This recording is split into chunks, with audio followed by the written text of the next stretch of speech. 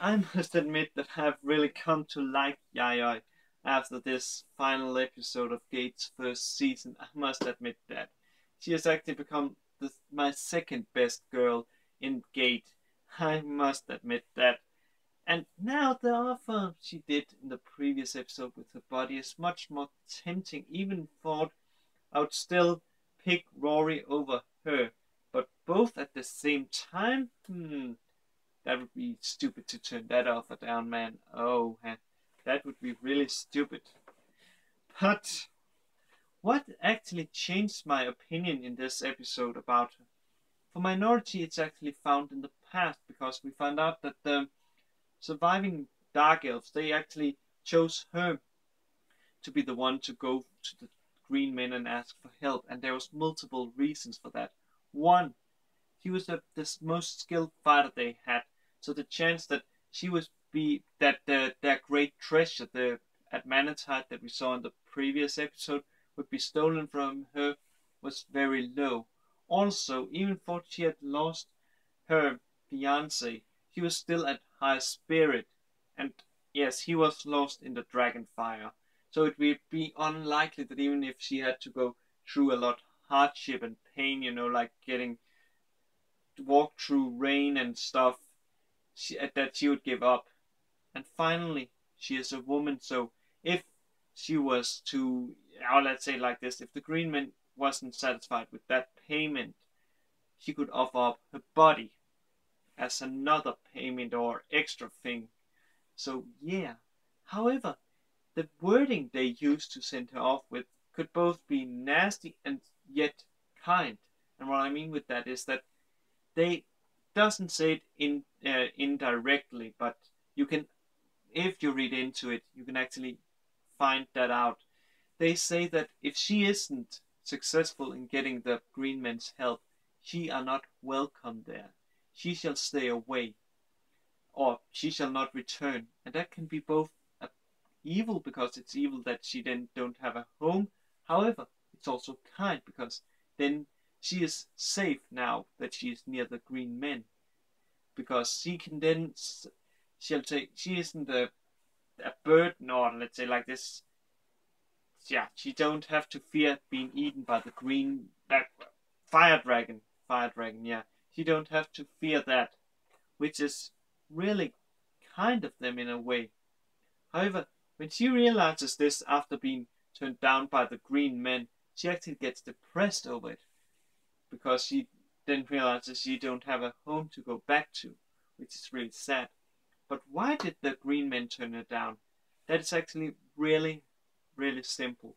That is because the land where Yayo's people live is on the empire's side. So if the green men was to send a team to take down the dragon and drive in on to the border of the empire without getting permission, they would actually give the empire a legit reason to take and attack them. And if they was to kill them, then they would seem barbaric.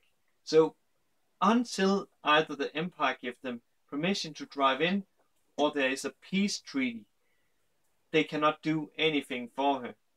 And I can understand that, but it's still sad. Even some of the soldiers actually says that that is planning or trying to figure out how they could do it with minimal force. However, it requires a lot of force to kill that dragon, so it isn't possible for them to do it. However, Itami he may do it, which Yaya hears a lot. But also, I must say, I like how there were some people before she found the green men that tried to rob her, and yet she ends up robbing them, and then when they run off, they get hit by a horse, man. It's so funny, man. It's so funny. I also like the face she makes when she finally finds, shall we say, some green men that basically want to talk with her. Because, yeah, she has basically been talking to a lot of green men, but they cannot understand her because they don't talk the special region language. But what they actually wanted was to take her to say, prison, or not to basically be the police station or whatever you will, because she has been reported of mocking people. However, thanks to this girl, the bird girl, Mayoti, yeah, she finally got her name.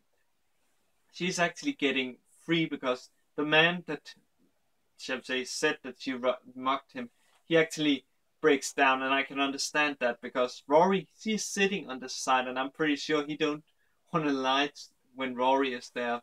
So yeah, and that's how she gets to talk with him. But still, she's depressed. However, Layla, she actually managed to get her to be a little bit happy.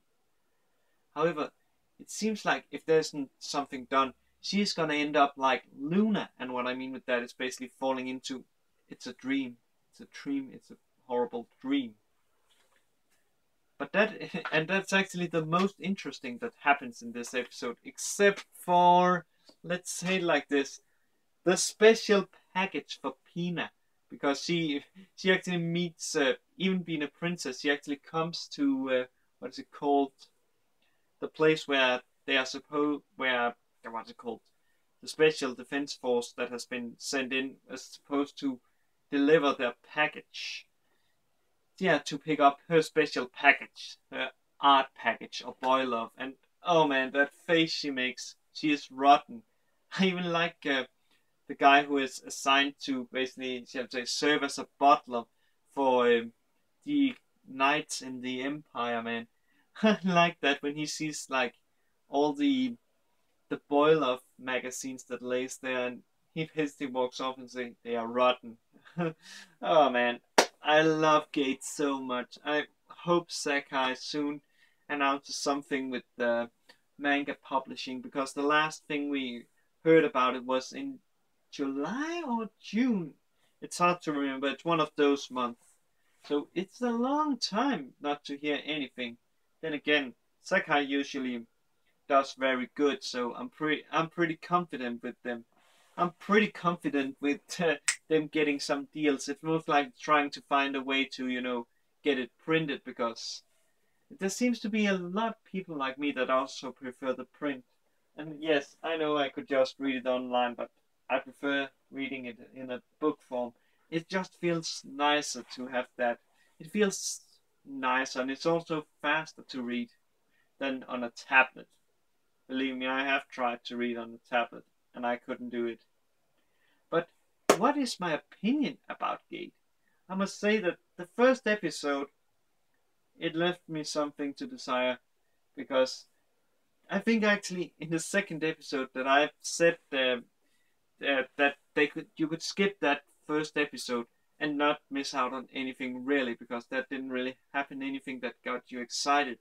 However, the rest of the episode was really good, and I was actually enjoying watching the last 3 episodes, and now really happy that I don't have to wait like a season to watch the next season of this.